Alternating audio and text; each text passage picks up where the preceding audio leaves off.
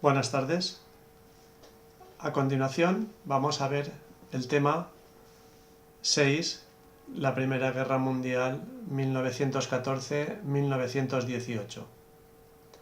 En este tema veremos los apartados siguientes. El punto 1, las grandes potencias europeas. El punto 2, las causas de la guerra.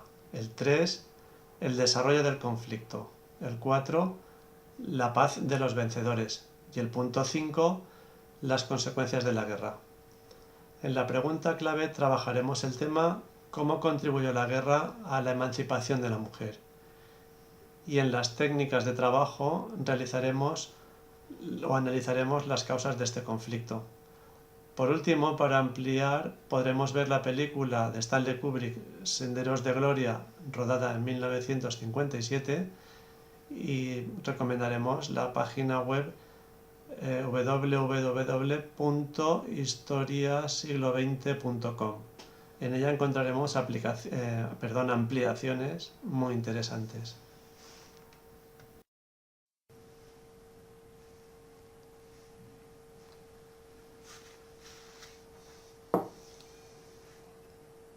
Punto 1. Las grandes potencias europeas. A partir de 1870 y hasta 1914 se desarrollaron en Europa las grandes potencias liberales democráticas, Gran Bretaña, Francia y Alemania.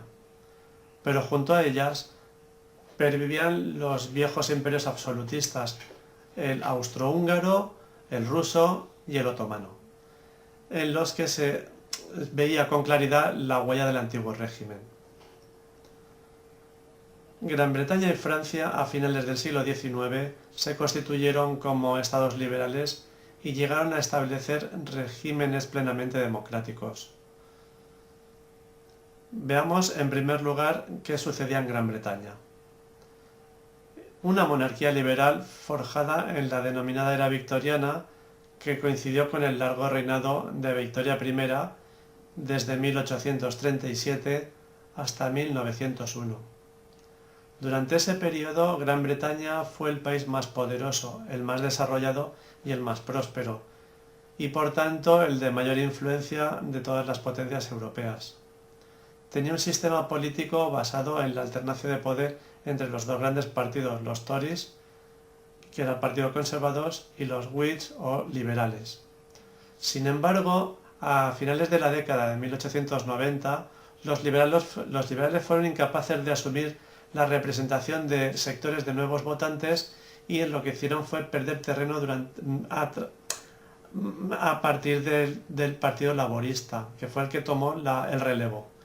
Este proceso de modernización se basó en las diversas leyes de las reformas, de las Reform Acts que vimos en el tema anterior, y que fueron desde 1832 hasta 1855, ampliando el sistema electoral, haciéndolo cada vez más participativo y representativo. La última reforma electoral se realizó en 1885, cuando se amplió el número de votantes, acercándolo al sufragio universal masculino. Esta ampliación del derecho al voto vino acompañada de una democratización también de la enseñanza, que se convirtió en obligatoria desde los 6 hasta los 13 años y en gratuita a partir de 1891.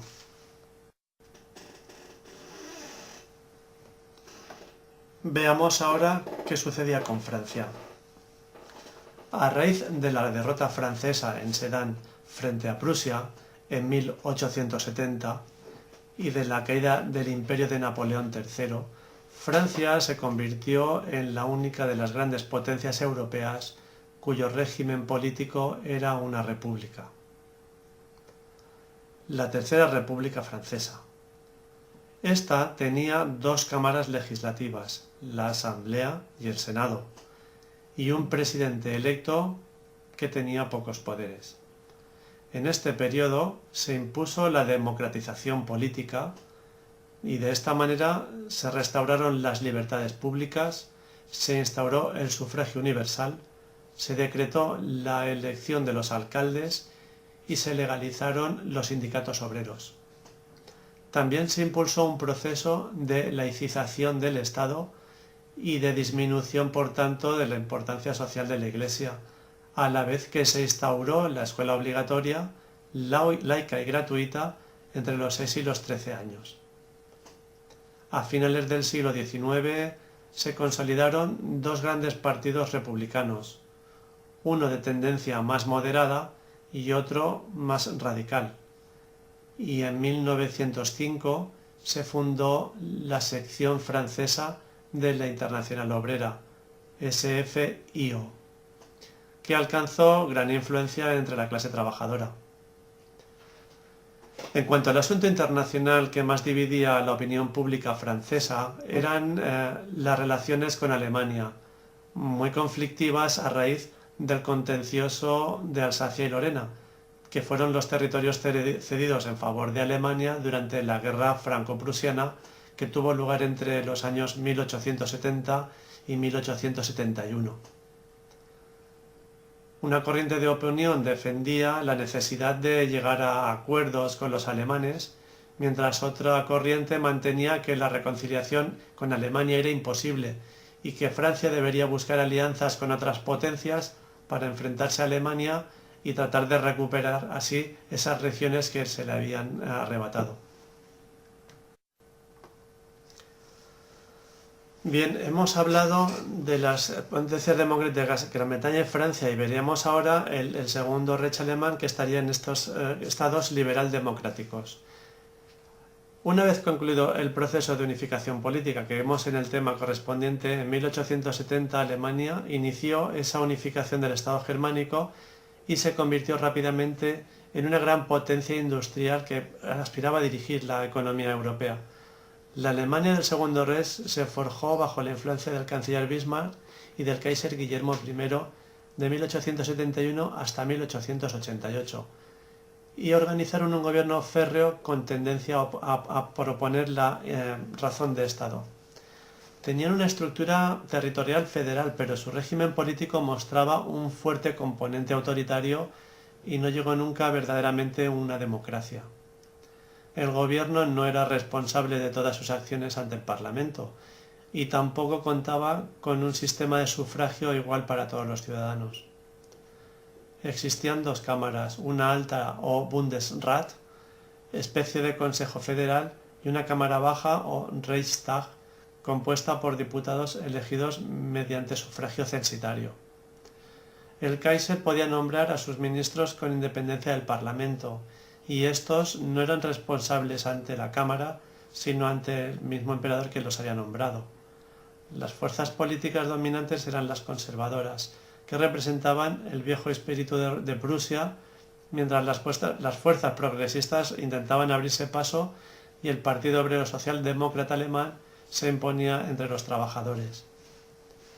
Así, el pangermanismo alcanzó rápidamente un gran protagonismo y en 1891 se fundó la Liga Pangermanista, que pedía una expansión territorial que diera al pueblo alemán el espacio que ellos creían necesitar. El nuevo Kaiser Guillermo II, que subió al poder en 1888, declaró su voluntad de hacer una política mundial que se apoyaría especialmente en el desarrollo de la marina y en la creación de una gran flota de guerra. Así, la influencia del poder militar en el Estado a través del Alto Estado Mayor fue una de las causas del belicismo alemán.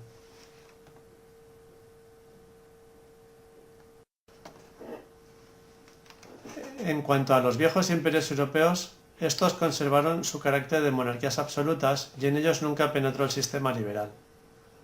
El imperio austrohúngaro ocupaba un espacio plenamente europeo, mientras el imperio ruso se había expansiado por Asia y el turco era mayoritariamente asiático. Veamos en primer lugar la Rusia de los Romanov. El imperio ruso era un claro ejemplo de imperio autocrático. La inmensidad de su territorio y su potencial demográfico contrastaban con el atraso de su sociedad, a consecuencia de esa tardía persistencia del régimen señorial y de la férrea hegemonía política de los señores agrarios. A pesar de que en 1861 el zar Alejandro II había decretado la liberación de los siervos, no hubo una transformación real de la economía rural rusa en el siglo XIX y como consecuencia su industrialización fue tardía y limitada a unas muy pocas regiones. El último de los zares, Nicolás II, había subido al trono en 1894 y su política interna se basó siempre en la autocracia más absoluta, aun cuando a raíz de la Revolución de 1905 tuvo que aceptar una nueva reforma agraria y la creación de una Duma o Asamblea Representativa, pero que no hizo de Rusia un Estado democrático en absoluto. En cuanto al imperio austrohúngaro, podemos decir que a pesar de la fuerte personalidad del emperador Francisco José, que reinaba desde 1848, el imperio se encontraba en una clara situación de estancamiento político. Carecía de instituciones democráticas y el poder del emperador era prácticamente absoluto y también existía un dominio absoluto de la aristocracia territorial.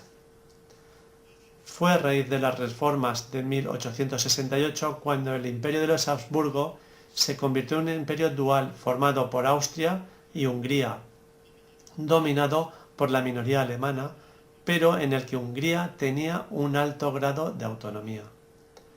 El problema clave en el interior del imperio eran las reivindicaciones, las peticiones de las diversas nacionalidades que estaban sometidas, como podrían ser los eslavos del sur y del este, los serbios, croatas, eslovenos, polacos, checos y también rumanos, búlgaros e italianos. En cuanto al Imperio Otomano, podemos hablar de su descomposición, pues a finales del siglo XIX el Imperio Turco era ya un régimen autocrático pero en decadencia. A lo largo del siglo XIX, los movimientos nacionalistas que habían conseguido ir desmembrando su territorio, como fue el ejemplo de Grecia, en 1828, Grecia consiguió la independencia y más adelante se suceden las independencias de Serbia, Rumanía, Bulgaria y Montenegro. La rivalidad con las potencias occidentales que estaban deseosas de controlar los territorios de este imperio que se iban desmembrando y también el apoyo de las naciones balcánicas a la independencia de los territorios bajo el dominio otomano provocaron al final un sentimiento de hundimiento nacional y de decadencia de este imperio otomano.